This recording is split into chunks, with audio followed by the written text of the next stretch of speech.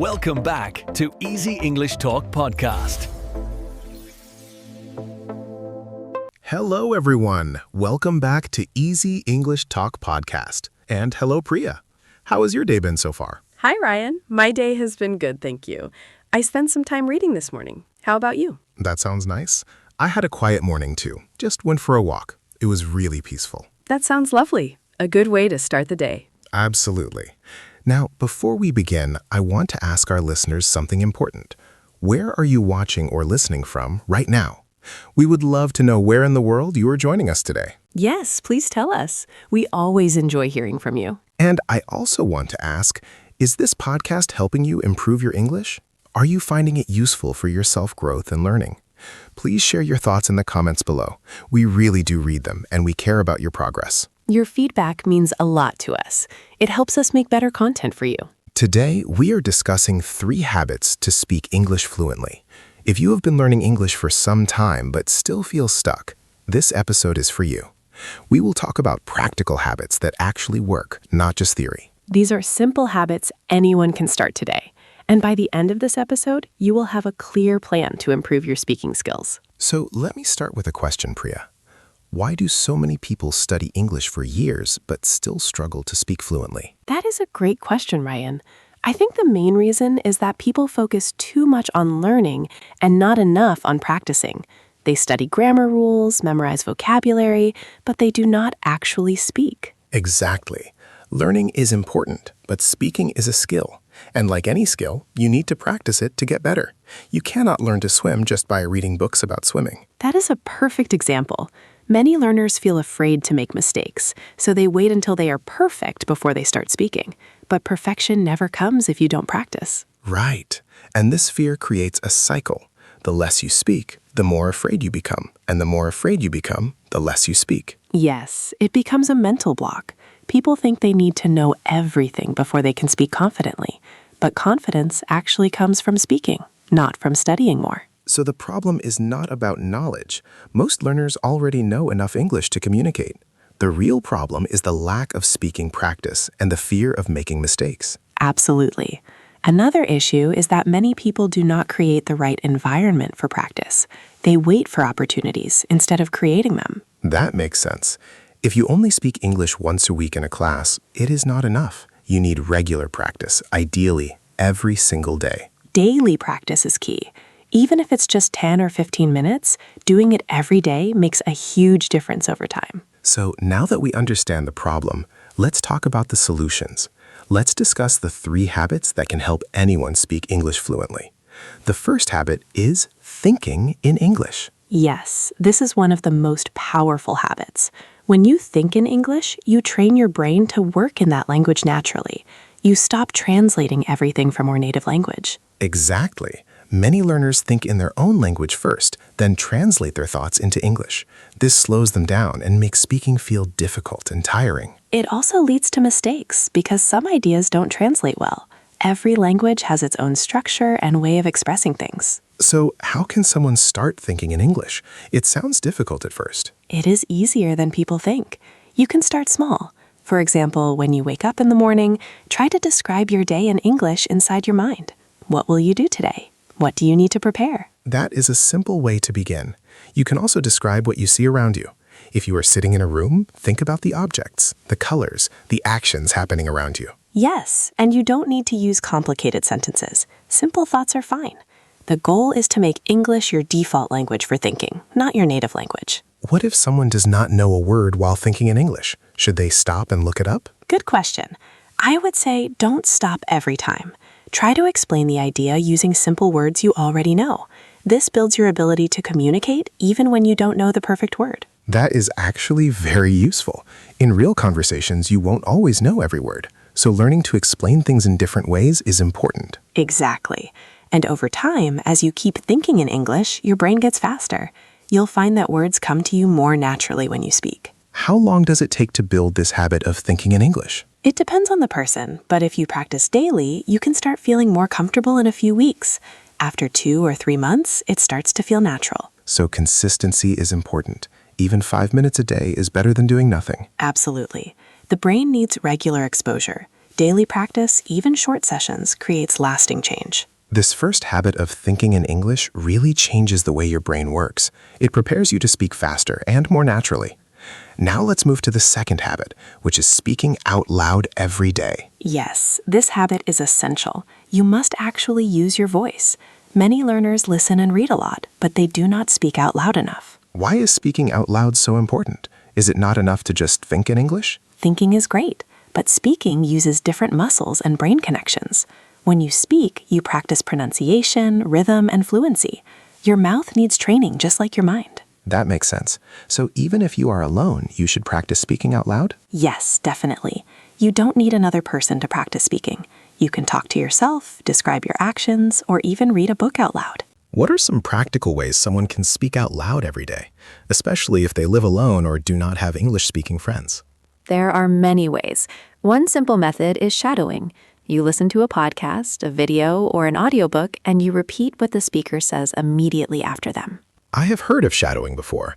It helps you practice natural pronunciation and intonation, right? Exactly. You copy the rhythm and the way native speakers talk. Over time, your speaking starts to sound more natural and fluent. What else can people do to practice speaking out loud? Another method is recording yourself. You can choose a topic, speak about it for 2 or 3 minutes, and record your voice. Then listen to the recording and notice where you made mistakes or hesitated. That sounds very useful. It helps you become aware of your own mistakes. Yes, awareness is the first step to improvement. When you hear yourself, you can identify patterns. Maybe you always forget a certain grammar rule or mispronounce a specific word. And once you know your weak points, you can focus on improving them. Exactly. You can also describe your day out loud. Before you go to sleep, spend 5 minutes talking about what you did, what you saw, and how you felt. That is a great habit. It combines thinking in English and speaking out loud. Yes, and it makes practice part of your daily routine. You do not need special time or equipment, just use a few minutes before bed. What about people who feel shy or embarrassed to speak out loud, even when alone? I understand that feeling. But remember, no one is listening. You are practicing for yourself. It is okay to make mistakes because that is how you learn. And the more you do it, the less shy you will feel. It becomes normal. Exactly. Start with just 1 or 2 minutes a day. As you get comfortable, you can increase the time. So the second habit is speaking out loud every day, whether through shadowing, recording yourself, or simply describing your thoughts and activities. This trains your mouth, your pronunciation, and your fluency. Yes, and it builds confidence. The more you speak, the more natural it feels. Now let us talk about the third habit, which is learning through context, not memorization. This is so important. Many learners try to memorize long lists of vocabulary words or grammar rules, but they forget them quickly because they do not use them in real situations. Right. Memorizing without context is like collecting tools but never building anything.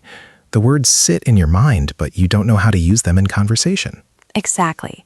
When you learn words or phrases in context, you remember them better because your brain connects them to real situations and meanings. Can you explain what learning in context actually means? Sure. Instead of memorizing a list of random words, you learn language through stories, conversations, or real-life situations. For example, if you watch a movie scene, you learn how people actually use certain phrases. So you see the words being used naturally, not just written in a notebook. Yes. You understand the tone, the emotion, and the situation where the phrase fits. This makes it much easier to remember and use later. What are some good ways to learn English in context? One great way is to watch TV shows or movies with subtitles in English. You hear the language and see the words at the same time. You also see how people use expressions in real situations. That sounds helpful. Are there other methods? Yes, reading books or articles that interest you is also very effective. When you read about topics you care about, you stay engaged and the language sticks better. So the key is to choose content that you actually enjoy, not just random study materials. Exactly. If you like cooking, read recipes or watch cooking shows in English. If you like sports, follow sports news in English. Make learning fun and relevant to your life. That is smart. You learn the language and enjoy your hobbies at the same time. Yes, and this keeps you motivated. Learning feels less like work and more like entertainment. What about listening to podcasts or audiobooks? Does that help with learning in context? Absolutely. Podcasts are excellent because they cover real topics and use natural conversational language. You hear how people discuss ideas, tell stories, and express opinions. And audiobooks let you hear language in a storytelling format, which is very engaging. Yes, And both podcasts and audiobooks help improve your listening skills, which is closely connected to speaking. When you understand more, you can also express yourself better. So, instead of memorizing word lists, learners should immerse themselves in real English content that interests them. Exactly. And when they come across a new word or phrase, they should notice how it is used in that context. What does it mean here? How does the speaker use it? Should they write down new words or just try to remember them? I think it helps to keep a simple notebook, but instead of just writing the word and translation, write an example sentence that shows how the word is used. So you create your own context for the word. Yes, and later, when you review your notes, you remember the whole situation, not just the isolated word. This makes recall much easier. That is a much smarter way to build vocabulary. It is, and over time, you develop an intuition for the language. You start to feel what sounds right and what sounds wrong, even without knowing the exact grammar rule. That intuition is what native speakers have. They do not think about rules when they speak. They just know what sounds natural. Exactly. And learners can develop the same intuition by exposing themselves to lots of real English and context. So the third habit is learning through context, not memorization. This means reading, watching, and listening to real English content that you enjoy, and noticing how language is used naturally. Yes, it makes learning effective and enjoyable at the same time. Now, Priya, let us talk about how these three habits work together. How do they support each other? Great question. These habits are like 3 parts of a complete system.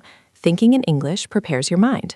Speaking out loud trains your mouth and voice. And learning in context gives you the material and the knowledge to use. So they build on each other. You cannot just do one and ignore the others. Exactly. If you only think in English but never speak out loud, you will still struggle in real conversations.